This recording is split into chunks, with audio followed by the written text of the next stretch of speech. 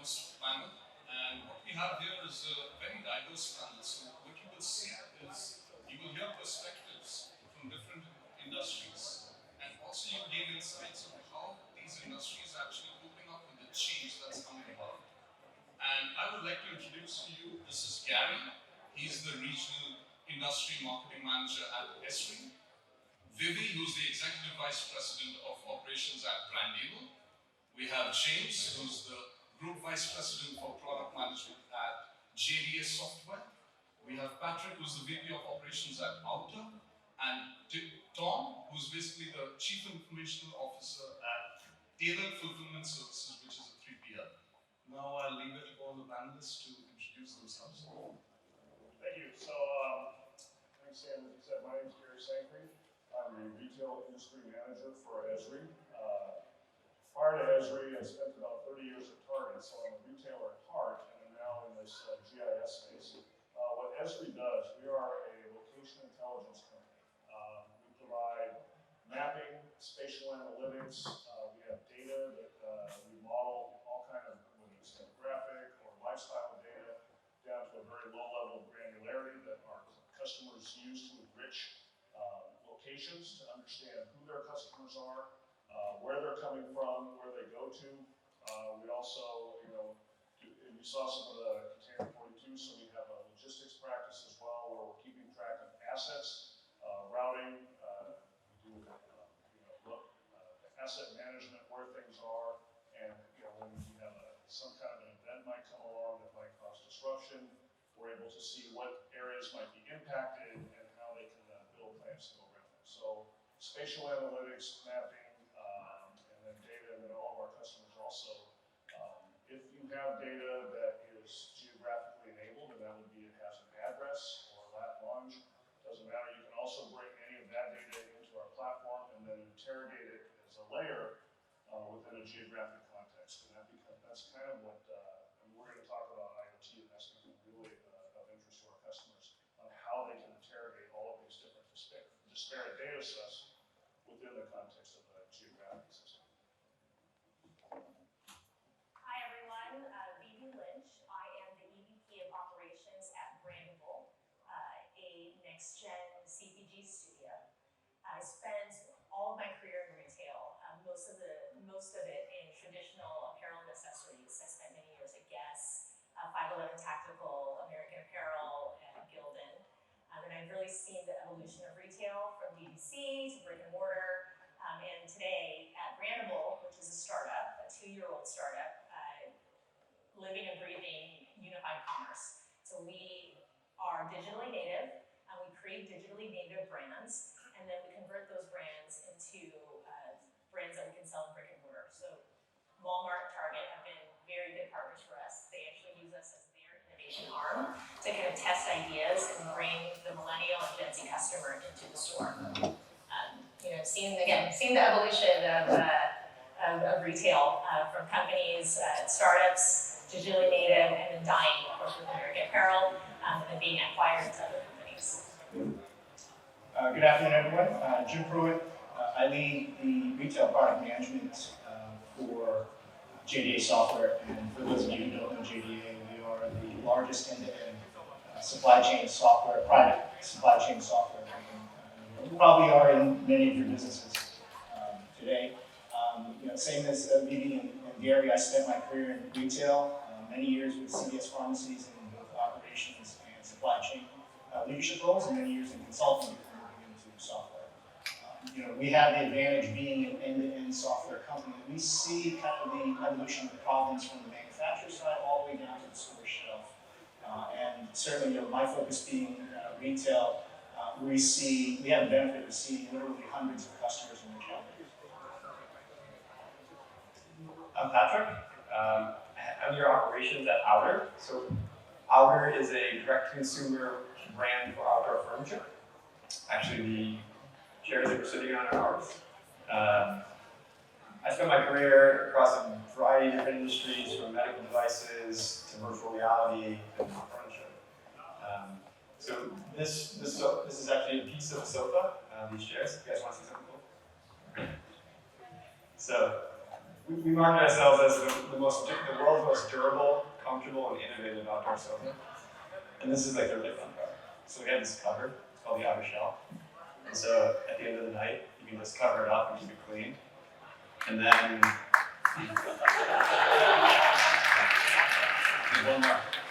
And then when it's gonna rain, when we're inside, let's do that.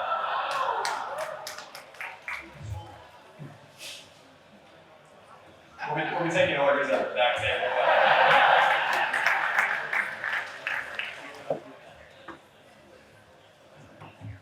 Tom McCormick, CIO Retail Services, Top Active Follow here. We're a 3PL. We do fulfillment distribution for many retailers. I've done 3PL work for probably 25, 30 years. We get to see the pain points, stress points and integrations and shared inventory, and how inventory works and goes through the supply chain. We're work with a lot of e-commerce, popular common retailers like Walmart, Kohl's, JCPenney. We're probably looking at putting in robots. At this point, we're doing some of that up here in the Empire. A lot of automation, a lot of excitement. Every day is different. That's what drives us. And glad to be here. Thank you so much, everyone. And we'd like to start this discussion with a little more introduction about retail and unified commerce. So my questions will be accordingly. And the first question I'd like to ask the panel, and anyone from the panel can answer this, is that we see that unified commerce is basically becoming reach. And the way we see it, the way we see the changes coming, how do you think the retailers today are competing with these huge organizations who have better resources, better data, more business integrations, more market capital? How are retailers actually competing with them in terms of short-term or long-term strategies? Yeah, I think size is not necessarily the deciding factor in unified commerce. I think you have to think about the evolution of the term to unified commerce. You still have people operating in channels. They treat their customer. It's all about the customer. Individual channels. They treat their inventory. Together.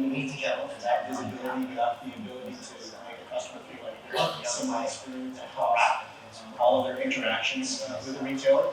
And that's evolved into omnichannel, which gets to a much higher level of integration for those components. And then now, how do you see, maybe this question is essentially for says, those retailers specific, should do it but well. how do you see No today line, you understand the what I have available, customer brands? How are they how I viewing interact with offline customers, retail? how I leverage labor, And how is all of those things. And I don't think that's a Use matter of size, I strategy. think that's a matter What are their of strategies? process, quality data. What is their vision right now compared to what offline? I would add on, I think, retailers help. So when you think about DTC, it's a strategy, but it's really a mindset.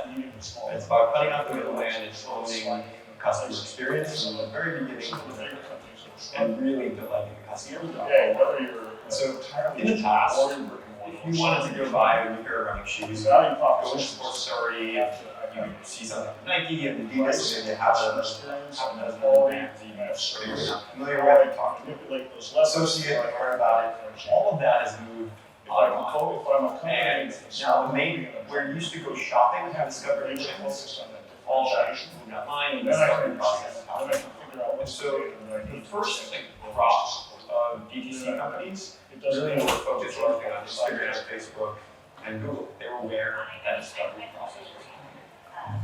The larger retailers. Over that ruled the DTC world for But integration 5 is to hard. 7 years. And moving. But in the past few years, we've seen that change as there's been increased competition. The cost of digital advertising has really increased. 2018 alone, the cost of Facebook ad more than doubled. Businesses with their primary source of marketing, that's a really big deal. And most importantly, the consumers are demanding a lot.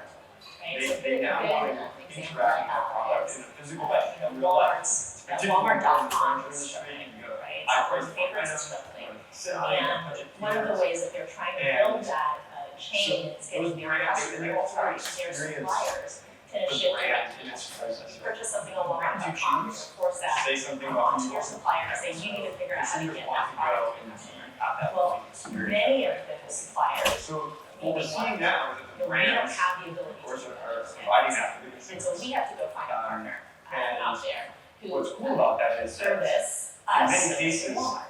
these new And B2C brands those are companies unencumbered by that any they've done is they've partnered with constraints Walmart of tradition. and they've tied into their back end and biggest they one say, you know what, you is ship us you want to goods, sell you will it fill it themselves. at Amazon FBA. So And now we there's will stores provide that sell it. service to the customer. So take Bonobos, So for there's example. a Men's lot of clothing brand. opportunities there You got your for familiar, smaller your chain size Walmart, your businesses back. to They open find a guide niche shops. and So support this is a store you can go in and try things on and book a one-on-one appointment with a stylist. That's where I think we're like. You cannot walk out the door closed. At the very end, you can go buy it online. Or take Glossier, millennial beauty brands. You go in their stores and their Instagram experiences. They're places you can go in and interact with these products. But you can take photos. You can show off to the world what you're all about and what your value and how you want it. And so when you strip back the convenience and selection and information that you used to get from your boss retailers, like what's that? Their experience. And so at Outer, what we've done is, so we've created something called a neighborhood showroom. So we turn our customer backyards into showrooms. Think of it like Airbnb for sellers. And so you're shopping on our website, you like our sofa, but you wanna touch it before you spend a couple $1,000s. So you can find someone in your neighborhood So that owns basically, a sofa, and you can go over and check it out.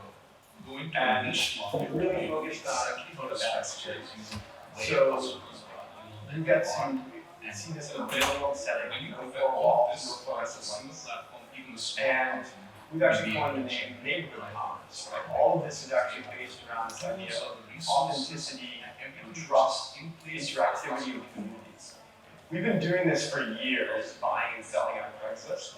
And it turns out that when you professionalize that, it actually makes for really awesome buying. And it just so happens to be one that has virtually zero overhead. And so, at Outer, we're able to offer premium furniture at a price point that never wasn't possible. So that's starting to impact. Dealing with all of the overhead burden that you have as a large company. And do you think social media also has a role to play in this? Because by social media you can interact with many. I'd like to move maybe towards because this is a C-mentioned many other retailers will might be selling this. So I want to know how manufacturers, how are the media selling some third-party logistics providers? How are they solving these e-commerce challenges?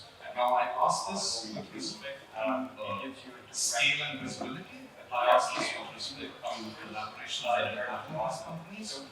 Even 3PLs owning the entire supply chain network as a whole. How is it that they are adding value to this or they are solving these e-commerce challenges? And we do a one-on-one interview with him, and it's interactive, and you can ask questions back and forth.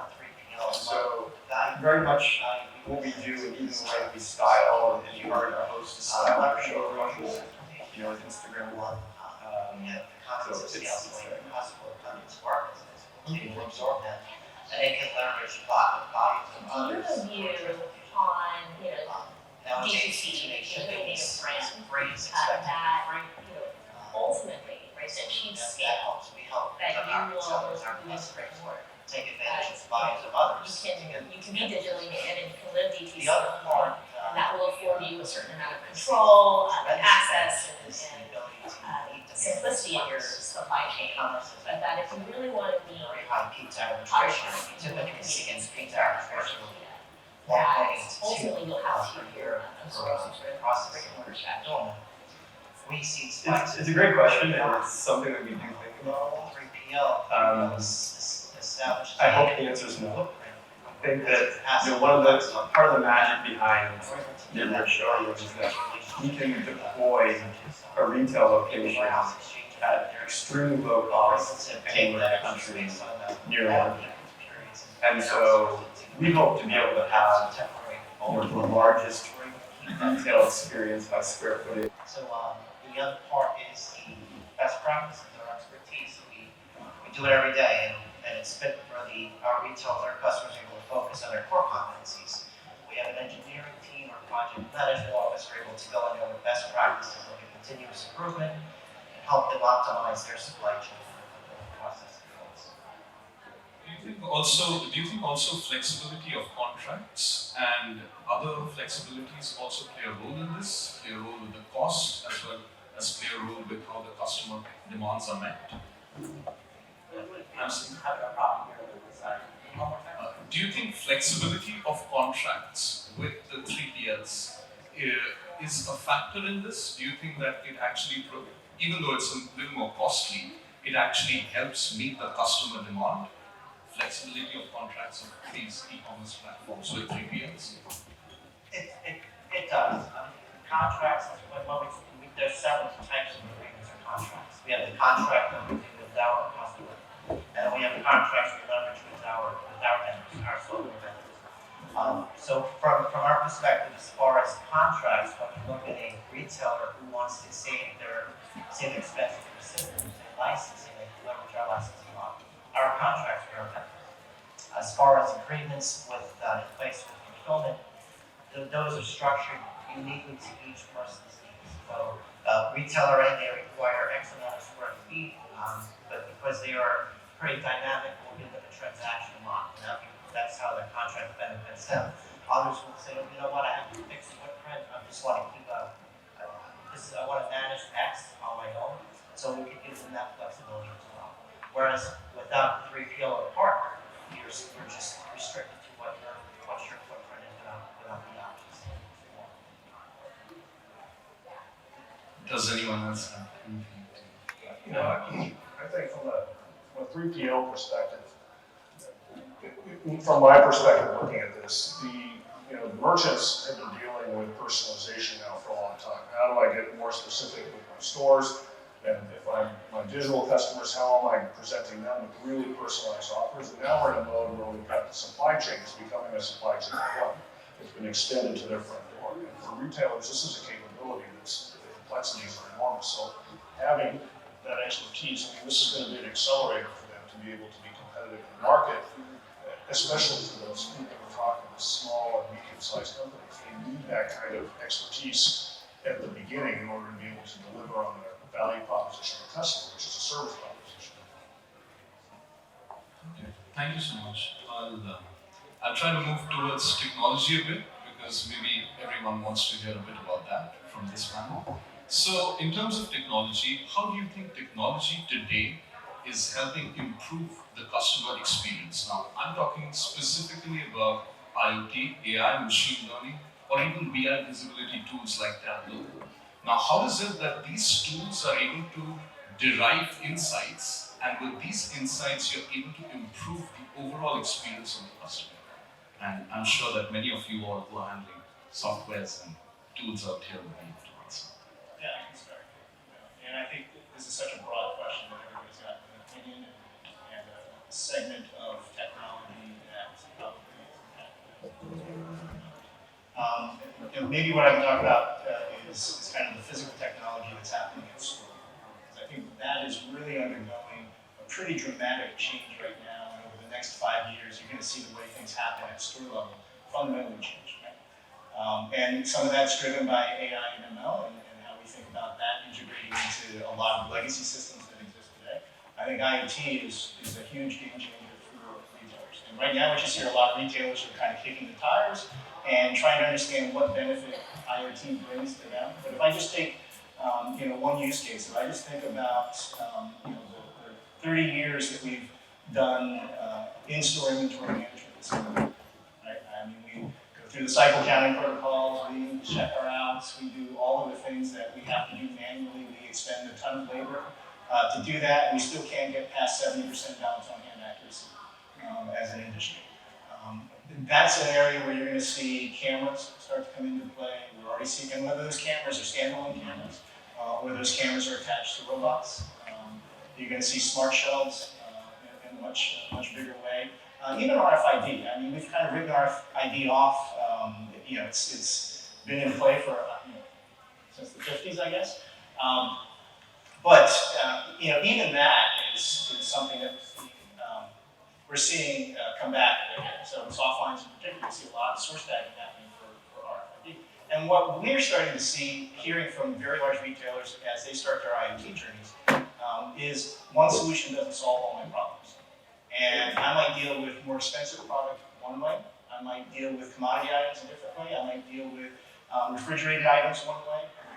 But all of that really meant to automate the process for managing my inventory. The value of that, just think about the carrying cost change, think about the change in availability of product to the customers and how that boosts my sales, think about the reduction in labor.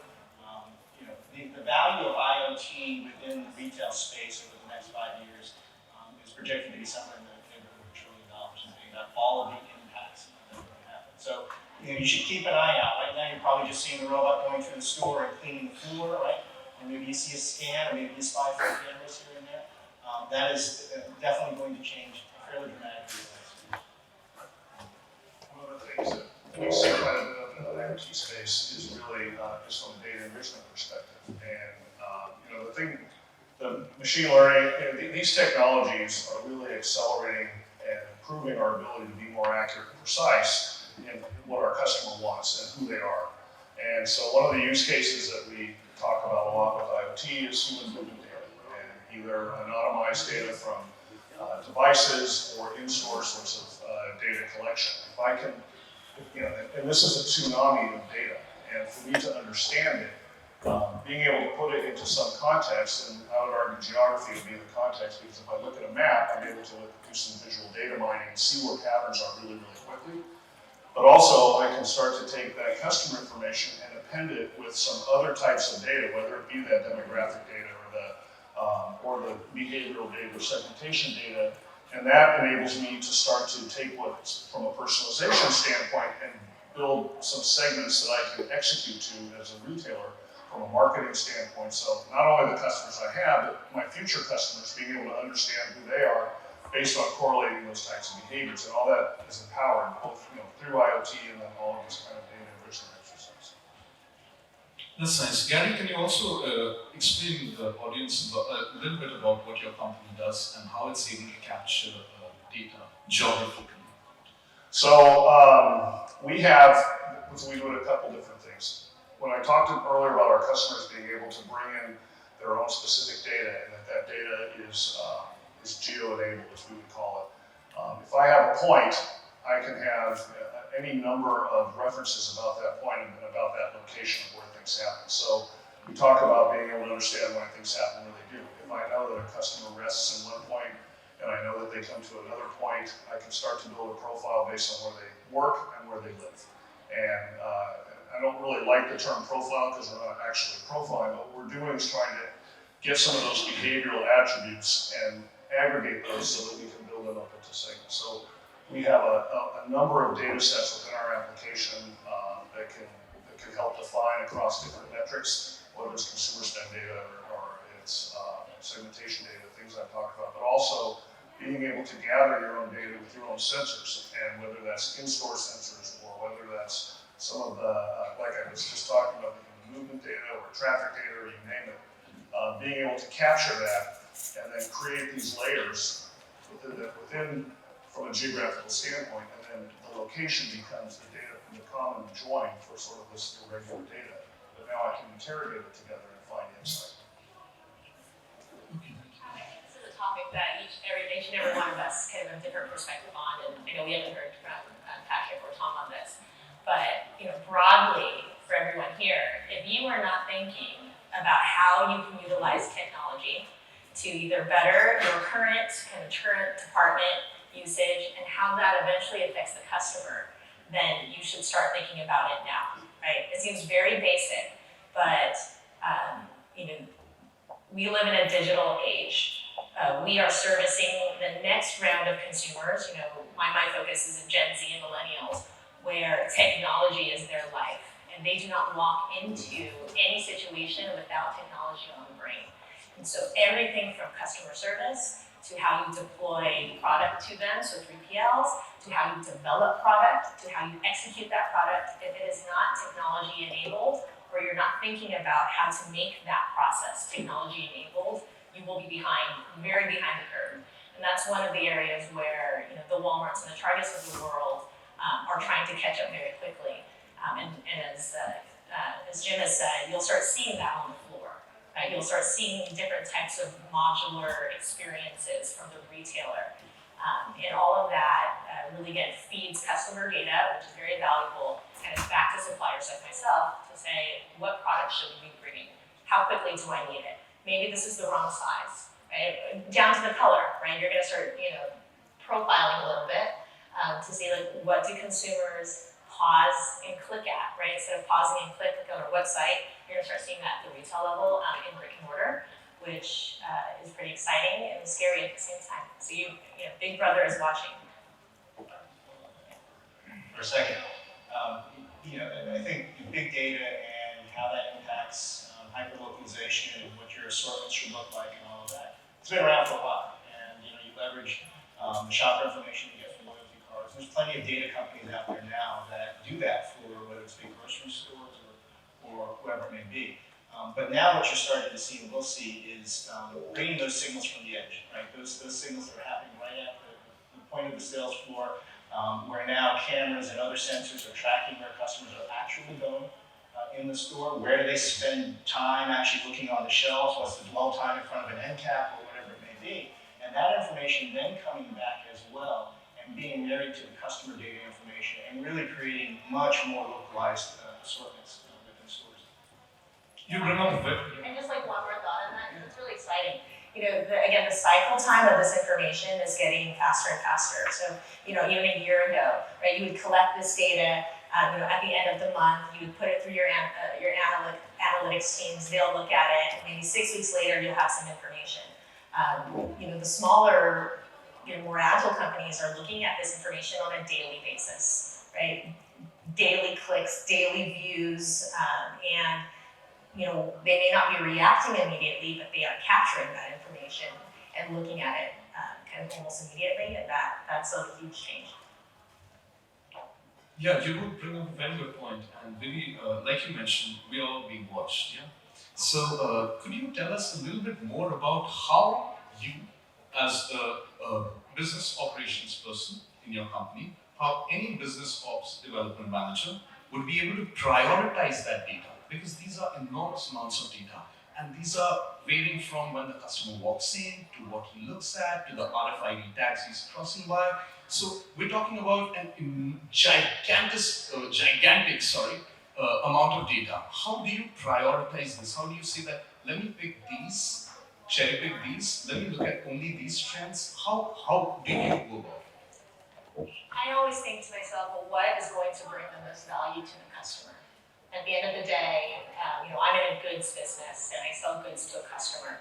And so, which of these data points do I think is going to drive the most value there? So that is my funnel. Simple.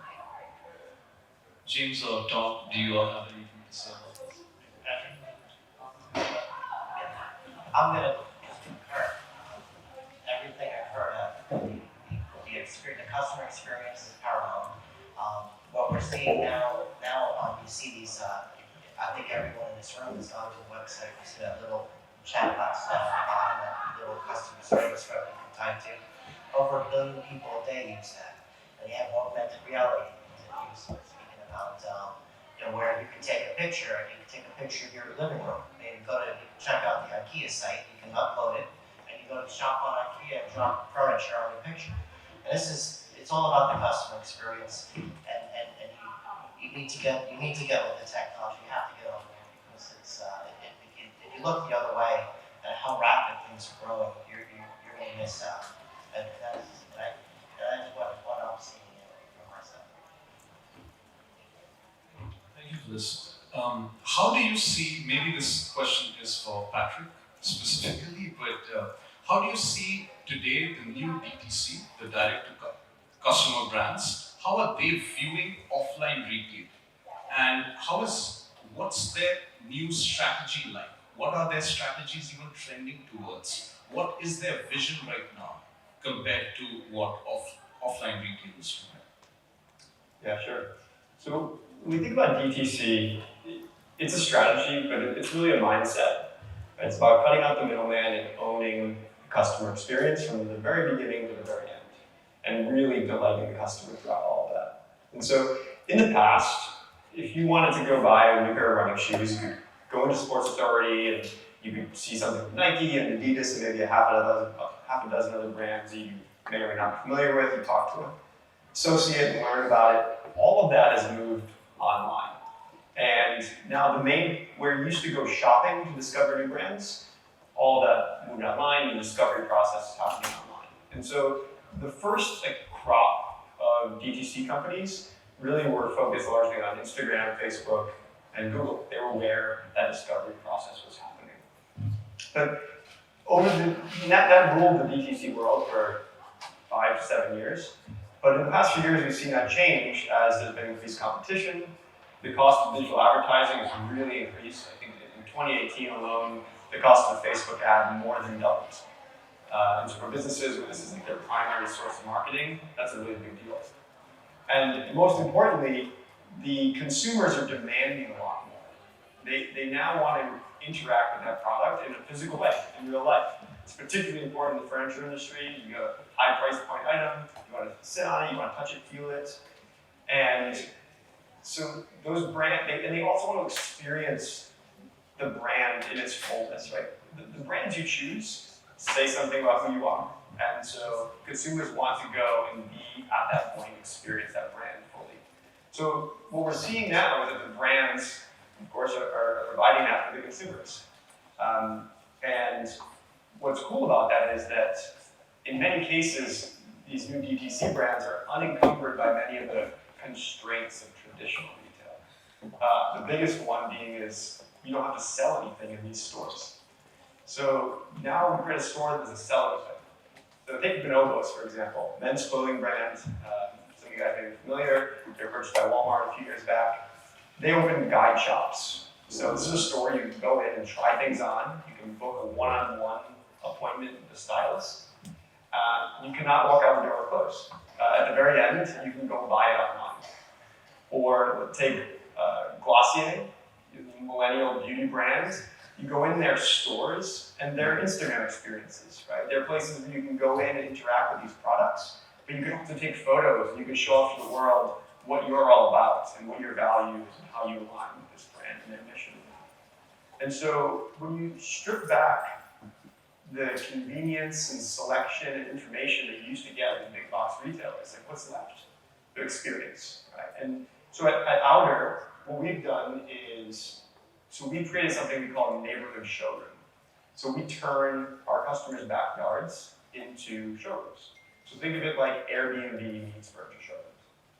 And so you're shopping on our website, you like our sofa, but you want to touch it before you spend a couple $1,000s. So you can find someone in your neighborhood that owns a sofa, and you can go over and check it out. And we've really focused on that experience. So you get to see this in a real world setting, no 4 walls, no fluorescent lights. And we've actually coined the name neighborhood commerce, right? All of this is actually based around this idea of authenticity and trust, interactivity, and community. We've been doing this for years, buying and selling on Craigslist. And it turns out that when you professionalize that, it actually makes for a really awesome buying experience. And it just so happens to be one that has virtually zero overhead. And so, at Outer, we're able to offer this premium furniture at a price point that's never before been possible. And so that's sort of like the magic of DTC. Thank you, yeah. And do you think social media also has a role to play in this? Because by social media, you can interact with many other retailers who might be selling this, or many other manufacturers who might be selling something like this. Absolutely. I think social media is at the core of a lot of what we do.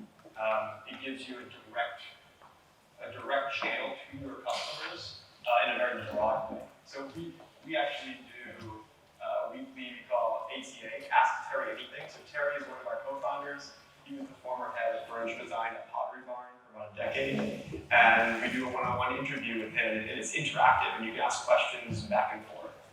And so very much what we do, and even the way that we style and encourage our hosts to style their showrooms, you know, is Instagrammable.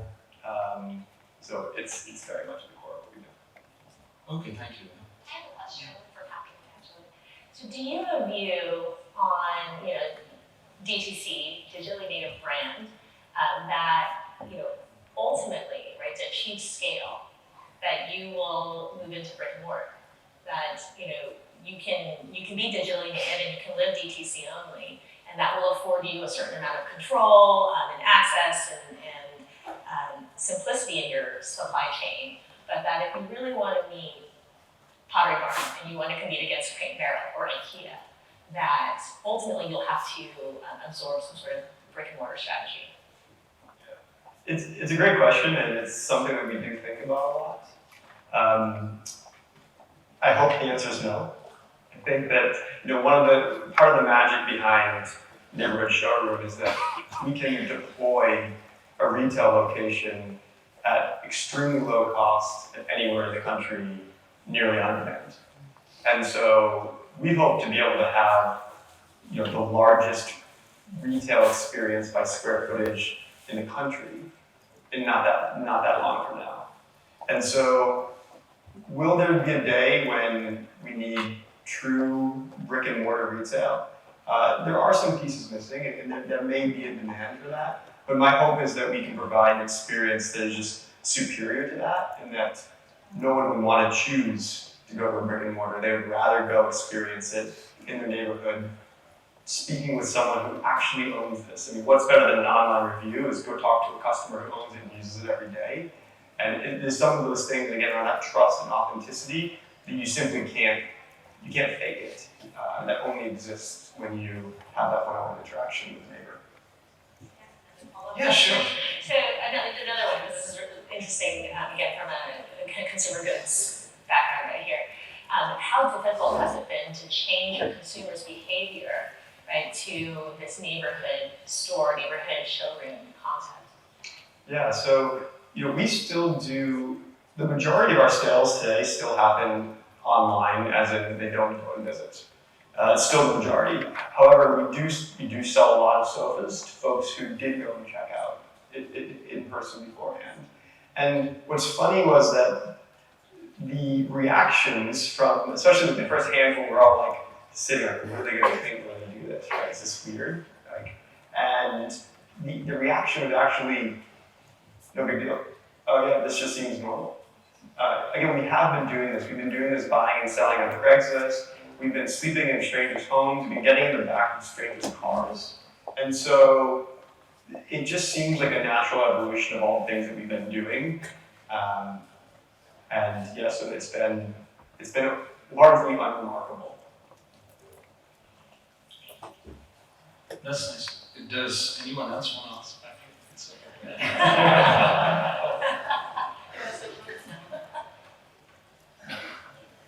Yeah, I want to ask, so if companies want to basically implement a data-driven engagement strategy, how do you think they should go about it? I can start with that because I've been through this with the Target. I think the number one mistake that we make is we go out and we see technology and we think that this is going to solve the problem, and then without really thinking about what it is that we're trying to do from a capability standpoint. I spoke earlier about this value proposition and trying to understand, what is my differentiator?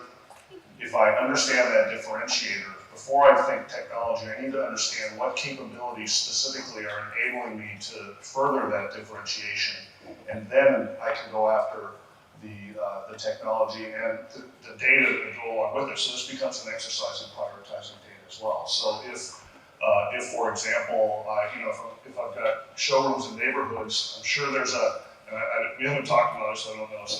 But as I'm thinking through, I now have to be able to attract people. I have to incent people to do this. I have to attract people to go to a location and feel comfortable walking into somebody's house. Well, what kind of technology is, there's going to be some social media interaction. There's going to be some kind of personal one-on-one communication vehicle so I can accelerate that kind of behaviors. That's where I'm going to want to put my effort. I'm thinking like Aldi, you know. For them, it's all about the price. How do I get as many people through the store as I can with the lowest price, and you know, they're packed all the time. So the capabilities for them is going to be driving out of their, you know, it's going to be looking at supply chain, driving expenses out. Let me focus on that, and we'll spend a lot of time focusing on a social media strategy or something that isn't going to add value right away. I can jump in next. So the question is, how do we become more quickly data enabled? Yes? Hello. Yeah. So these data-driven engagement strategies which are formed in companies, how does one go about approaching those? You know, coming from a large company background, I think you go about it. You know, what's the easiest amount of data that you can collect first, right? You know, there's lots of data out there, right? Data is a really broad term. So, you know, at your company, what is the most easily accessible? And then what area do you feel like you have the most confidence that that data is accurate and useful, right? Again, I think these are kind of foundational topics, but still new to quite a lot of people. You know, the more time that you have to spend on scrubbing your data, on looking for, again, additional inputs, is time wasted that you should be using to analyze it and use it. And so, you know, I think the first step in a data-enabled strategy is, again, knowing where that information comes from, and then how you can really, really expand and leverage even a small data set. You know, if it's small and clean, you can use it many different ways. If it's large and messy, it's going to take you a lot of time to figure out what to do with it. I'd also like to tell the students over here that what you mentioned about data is very correct.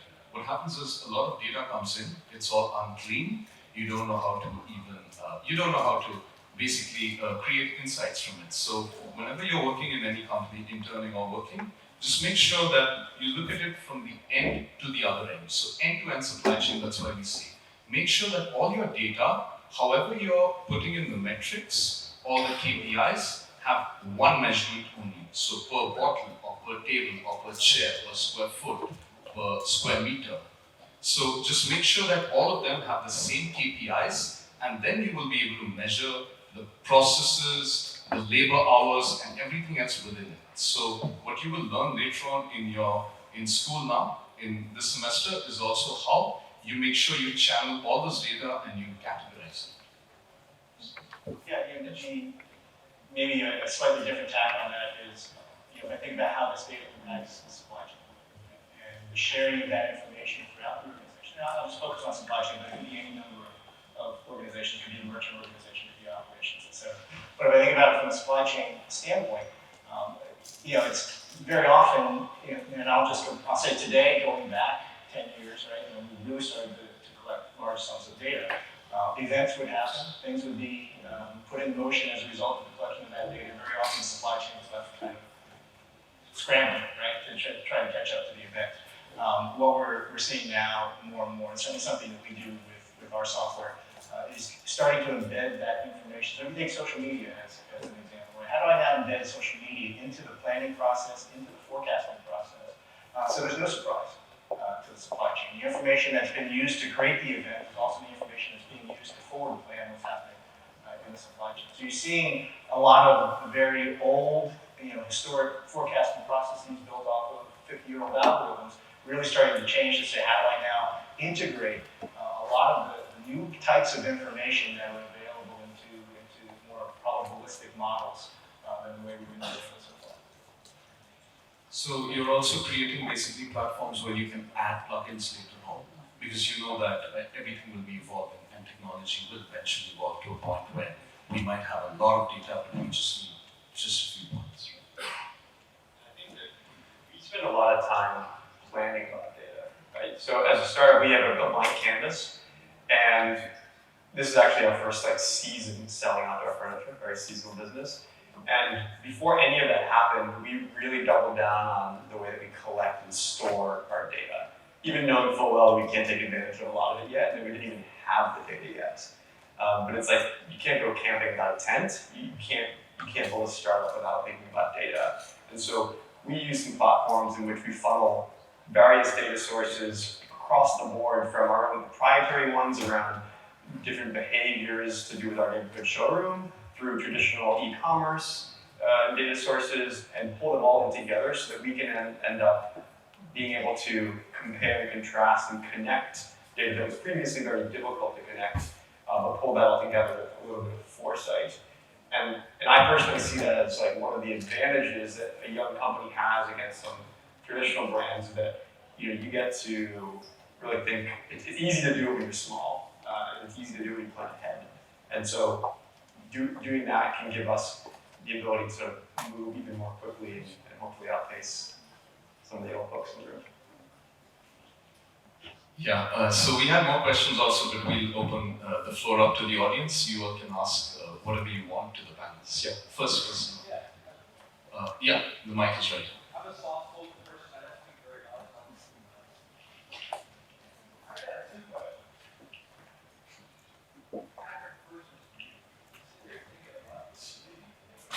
Thinking about your community thing, and I'm still not getting it, which is, so I had to write it down.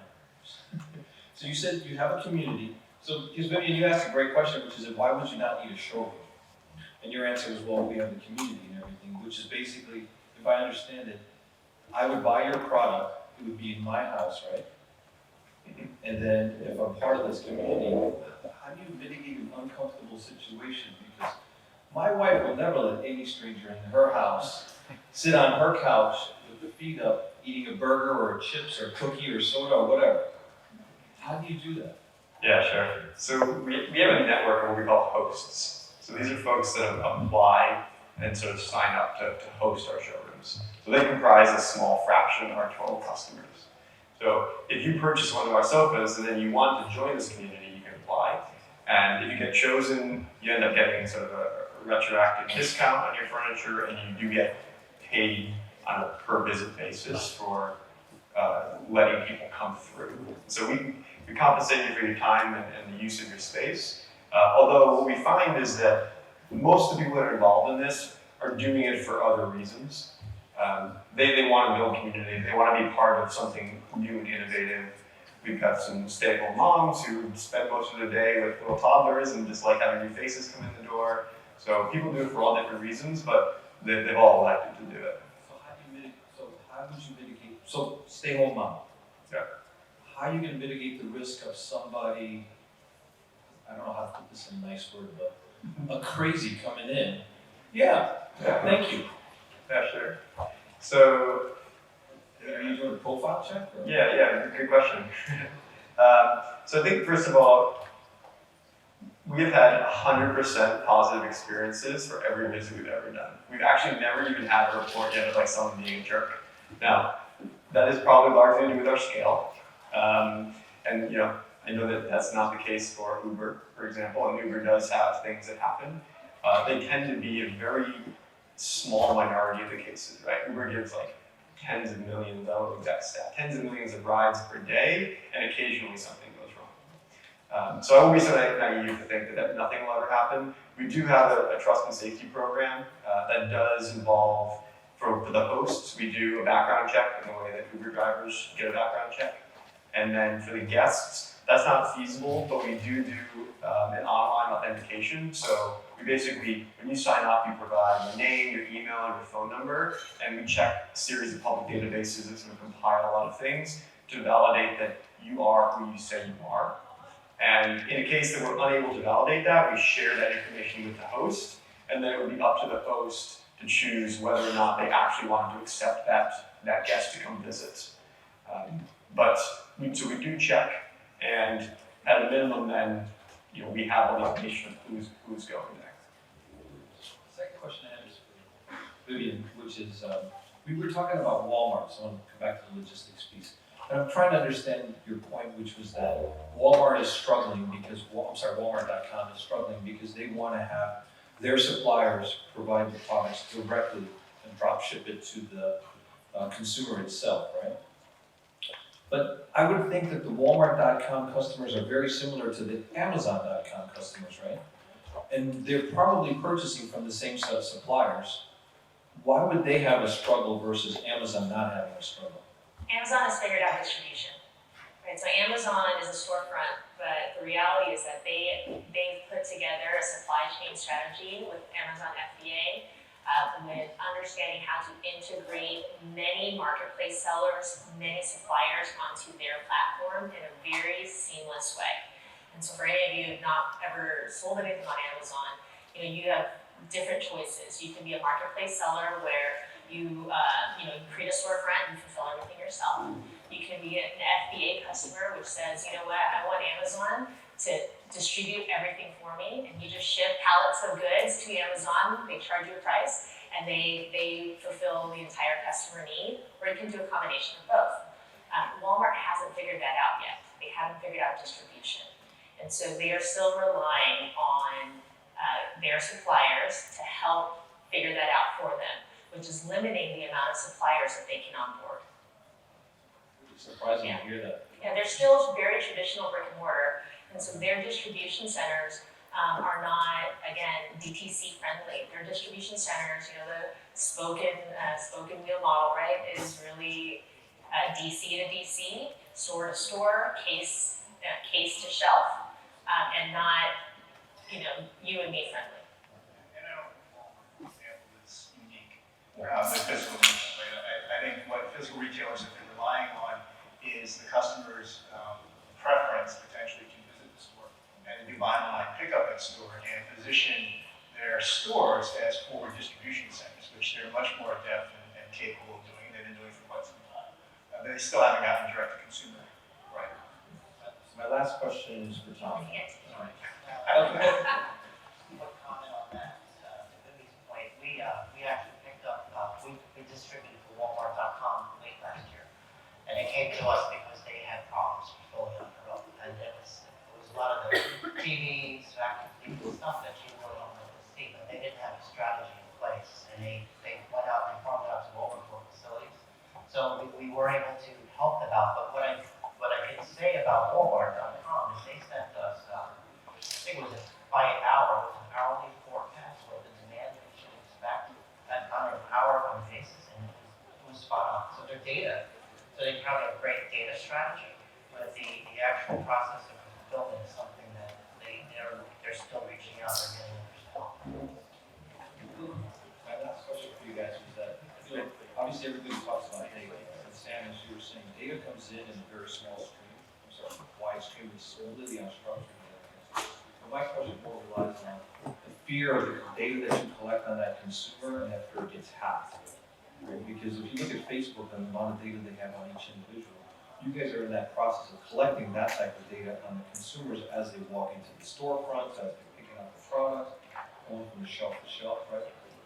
And then once you build these profiles and everything, you have to make sure that that product, the data is secure so that it doesn't get used to walk on. How do you guys combat that type of initiative? And then Matt. Yeah. Okay, I don't have to worry about that much because as a 3PL, when it comes to credit cards or financial transactions or privacy information, we use what's called a token. So we don't handle credit cards, so we're not subject to the credit card industry compliance. So I have these out. However, we have other measurements for security, but financial information is something that is not passed around. I think that just needs to be part of your compliance program, going forward, which is what you're seeing now. Is like as the world, expands, things like compliance, which, again, the CPG world used to really only focus on product compliance, supplier compliance, and we were just talking with the GC yesterday, which is compliance is now cybersecurity compliance, customer data compliance, and so to make sure that, again, your processes are now as robust as, the universe that we live in. It's a question I ask of your data providers and your software vendors as to what sort of compliance procedures they have in place, and are they certified, do they have that right certification, and can they build that model? Our customers, we deal with this a lot, have build the hybrid model for them where they have internet facing, outwardly facing data that either they're consuming or pushing out, but also maintaining secure the customer specific information has to maintain secure behind that firewall and never leaves. And how do we build that configuration? Or so, not your question, but sorry about that. All right, so I'm Phil Ramsdale, Transport Solutions, and we help people optimize their transportation and do site location analysis. So I only have 5 questions. Just kidding. I do have 2, but I will yield after the first one if somebody else wants to ask a question. So the question I'd like to ask is really about these companies that are older, brick and mortar, and kind of how they're adapting. So for example, Nordstrom right now has looked at what are our assets, what do we have? Well, we have stores all over the place, right? So are we gonna go into a distribution center and ship to all of them? Or are we gonna ship to suppliers or do other models? And to a large part, they've decided that they have pretty good inventory in each of their locations. And they're making a lot of their stores into shipping locations.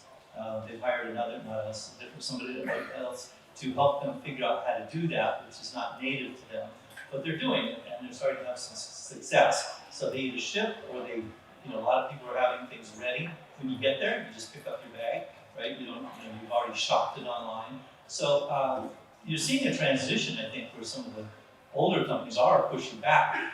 So, you want to comment on that, or some other strategies that you see the big boys, coming back? I mean, they have hourly data. So some of these other people do, they're not incompetent, right? They're just not nimble and they're trying to get there. So the term I hear from the legacy retailers is fleet optimization. So how do I've got a lot of doors all around the country and in a lot of different neighborhoods. And some of my doors I need to close. And it's not always the right decision to just close the lowest volume store. I need to now be much smarter about how I build my trade areas. I need to understand, where are customers going to go? If I close a specific store, am I going to lose all of that market share to a competitor, or is there another location I can turn dark, and those customers will maybe migrate to a store nearby? And how do it comes down to looking at, you need to start, this is a thing I've been on for a while, I need to start looking at markets holistically.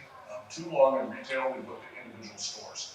And we incent our store managers based on individual sales performance. We do that to this day, without necessarily looking at how the entire market interacts. How do my stores interact with each other? How do they interact with the digital customer who never even walks into a store? And how does it, when the competition opens, what happens to that surface, that market? Where do these customers move around?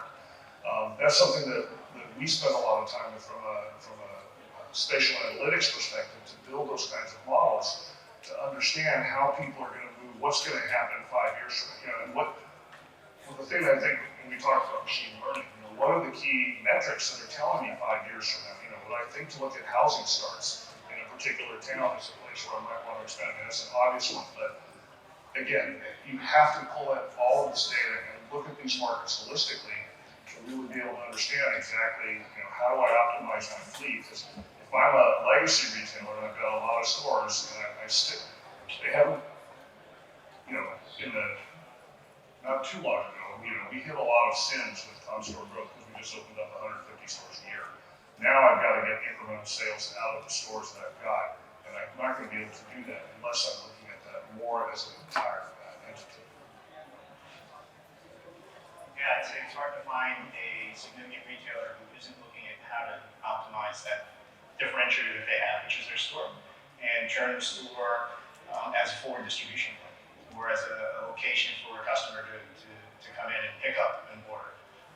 It's very widespread. And then the challenges that come with that we're seeing are how do I now reconcile the variety of orders coming in, and do I have the right kind of order management processes in place to make sure orders go to the right location, that I have inventory in the right location. A lot of network optimization and re-optimization continually happening because of low volumes becoming high volumes, right? So I start small and my predictability is low, and I keep getting higher and higher. I can start moving more and more inventory. So it's become a very complex challenge for retailers who have made the decision to say, we're not going to grow warehouse space anymore. We're going to leverage existing assets, and we're going to start moving all of our operations into the storefront. And I can name a dozen sitting here right now that are doing it today.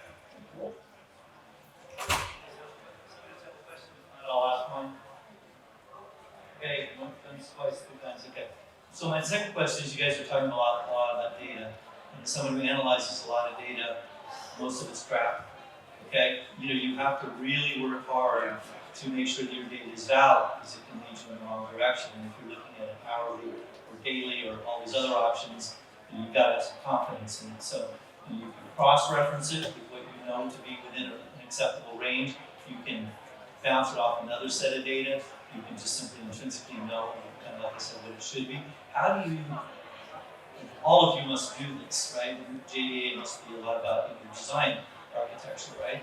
Is just how do you filter out, crappy data and maintain the quality of your decision making with good data? For us, it has to be built within software. There is always the challenge of, and I'd say it's probably the number one challenge in almost any significant software implementation is the quality of the data. And I think everyone underestimates the effort it takes to actually clean that data before you get quality results out of the software that you buy. So I think almost all software being built today, especially if you think about it from a supply chain standpoint, is being built with advanced filters in place to try to help clean that. Yeah, I would agree. It's building the architecture with purpose. So if you are an organization that has existing data, then again, how do you go back and unbuild a little bit about maybe some legacy information that you have that is no longer relevant? If you are in the luxury of building something new, again, being very, very purposeful with that architecture and making sure that it services your entire business. I think many times, in the startup world, you are looking to build something for a department, right? I need data to feed my sales and marketing staff. But as Jim said before, you don't think about supply chain. And so kind of unified commerce is really about taking a step back and looking at the needs of your entire business, of what retail looks like from inception to customer, and building an architecture that services that, right? And really So just wrapping it up, what Vivi mentioned was very nice, that unified commerce is actually looking at it holistically throughout the organization, as well as customer demand, the integrations, as well as the business operations inside the organization. So yeah, thank you so much today. And we had a very good panel. These people are extremely experienced in their industry. And thank you so much for hearing us.